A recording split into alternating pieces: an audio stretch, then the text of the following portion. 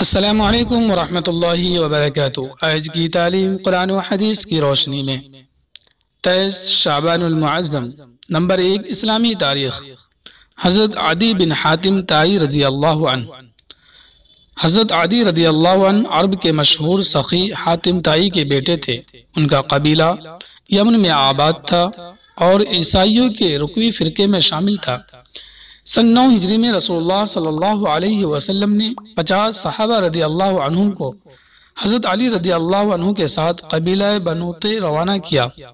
اس قبیلے کے رئیس حضرت علی رضی اللہ عنہ اطلاع ملتے ہی اپنے اہل خانہ کے ساتھ فرار ہو کر شام چلے گئے، مگر ان کی بہن صفانہ بنت حاتم جنگی قیدیوں کے ساتھ مدینہ لائی گئی۔ جب قیدیوں کو آپ صلی اللہ علیہ وسلم کے سامنے پیش کیا گیا تو صفانہ نے اپنے باپ کی سخاوت اور رحم دلی کا ذکر کر کے رہائی کی درخواست کی، تو رسول اللہ صلی اللہ علیہ وسلم نے انہیں ان کے مرتبہ کے مطابق سواری، لباس اور سفر کا توشہ دے کر تمام قیدیوں کے ساتھ رہا کر دیا۔ صفانہ نے اپنے بھائی عدی رضی اللہ عنہ کے پاس آ کر رسول اللہ صلی اللہ علیہ وسلم کے حسن سلوک کی تعریف کی اور بھائی کو آپ صلی اللہ علیہ وسلم کی خدمت میں حاضر ہونے کے لیے تیار کر لیا۔ جب مدینہ پہنچے تو اللہ کے نبی صلی اللہ علیہ وسلم نے بڑے اعجاز کے ساتھ انہیں چمڑے کے گدے پر بیٹھایا۔ انہوں نے آپ کی باتیں سن کر اور اخلاق سے متاثر ہو کر دل میں سوچا کہ یہ شخص بادشاہ نہیں بلکہ نبی ہی ہے، اور اسلام قبول کر لیا۔ حضور صلی اللہ علیہ وسلم انہیں قبیلے کا امیر مقرر فرما دیا۔ انہوں نے عراق اور شام کی لڑائی، جنگ صفین، قادسیہ اور جنگ نہران میں حصہ لیا۔ آپ نے کوفہ میں سن 67 ہجری میں 120 سال کی عمر میں وفات پائی اور وہیں دفن ہوئے۔ نمبر 2 اللہ کی قدرت۔ مختلف موسم اور پھل۔ اللہ تعالیٰ نے سردی، گرمی اور بارش الگ الگ موسم بنائے اور موسم کے الگ الگ پھل اور پھول بنائے۔ جو پھل گرمی کا ہے وہ ہمیشہ گرمی میں پھلتا ہے، جو سردی کا ہے وہ سردی میں پھلتا ہے، اور جو بارش کا ہے وہ بارش کے موسم میں پھلتا ہے، اور ہر پھل کا ایک الگ ذائقہ بنایا۔ اگر ایک ہی موسم، ایک ہی پھل اور پھول ہوتے تو انسان اکتا جاتا، لیکن یہ اللہ تعالیٰ کی قدرت ہے جس نے 12 مہینوں کے لیے الگ الگ موسم اور پھل پھول بنائے۔ نمبر 3 ایک فرض کے بارے میں والدین کے ساتھ اچھا سلوک کرنا۔ قرآن میں اللہ تعالیٰ فرماتا ہے، تمہارے رب نے فیصلہ کر دیا ہے کہ اللہ کے علاوہ کسی اور کی عبادت نہ کرو اور والدین کے ساتھ احسان کا معاملہ کرو۔ فائدہ، ماں باپ کی خدمت کرنا اور ان کے ساتھ اچھا برتاؤ کرنا فرض ہے۔ نمبر 4 ایک سنت کے بارے میں بچوں کو سلام کرنا۔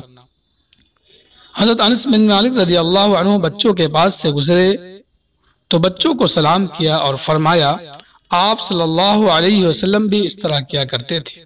فائدہ، بچوں کو سکھانے کی نیت سے سلام کرنا آپ صلی اللہ علیہ وسلم کی سنت ہے۔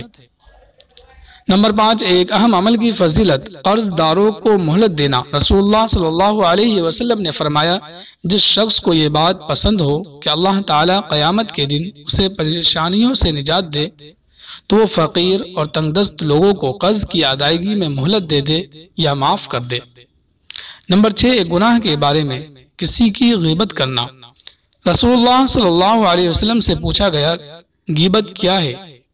آپ صلی اللہ علیہ وسلم نے فرمایا، اپنے بھائی کی ایک ایسی بات کا ذکر کرنا جو اسے اچھی نہ لگتی ہو۔ سوال کرنے والے نے پھر پوچھا، آپ کا کیا خیال ہے اگر وہ بات اس کے اندر موجود ہو جو میں کہہ رہا ہوں؟ آپ صلی اللہ علیہ وسلم نے فرمایا، جو تم کہہ رہے ہو اگر وہ اس کے اندر ہو تبھی تو تم نے اس کی غیبت کی، اور اگر وہ بات اس کے اندر نہ ہو تب تو تم نے اس پر الزام لگایا۔ نمبر 7 دنیا کے بارے میں مال عاریت ہے۔ حضرت عبداللہ بن مسعود رضی اللہ عنہ فرماتے ہیں کہ تم میں سے ہر ایک مہمان ہے اور اس کا مال عاریت یعنی ادھار ہے، اور مہمان جانے والا ہے اور عاریت اس کے مالک کو لوٹانی پڑے گی۔ نمبر 8 آخرت کے بارے میں اہل جہنم کا تذکرہ۔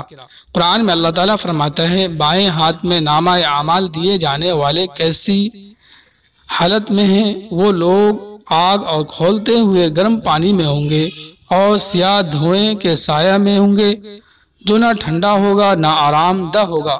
یہ لوگ اس سے پہلے دنیا میں بڑی خوشحالی میں رہتے تھے اور بڑے بھاری گناہ یعنی کفر و شرک پر اصرار کیا کرتے تھے۔